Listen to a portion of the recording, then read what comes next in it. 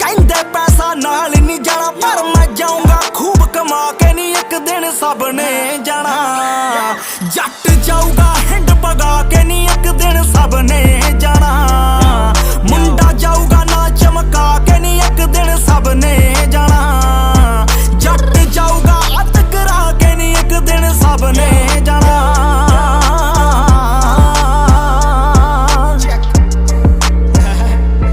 ਉਹ ਵੈਰੀ ਮੇਰੇ ਬਾਈ ਕੇ ਉਂਗਲਾਂ ਤੇ ਗਿਣ ਲੈ, ਕੱਲਾ ਕੱਲਾ ਕਾਲਾ ਮੇਰਾ ਲਹੂ ਪੀਣ ਨੂੰ। ਜਿਉਂਦੇ ਜੀ ਦਾ ਸਾਂਭ ਲੂਗੀ ਮੈਨੂੰ ਮੇਰੀ ਮਾਂ, ਪਿੱਛੋਂ ਮੌਤ ਬੈਠਾ ਰੱਬ ਮੇਰੇ ਫੱਟ ਸੀਨ ਨੂੰ।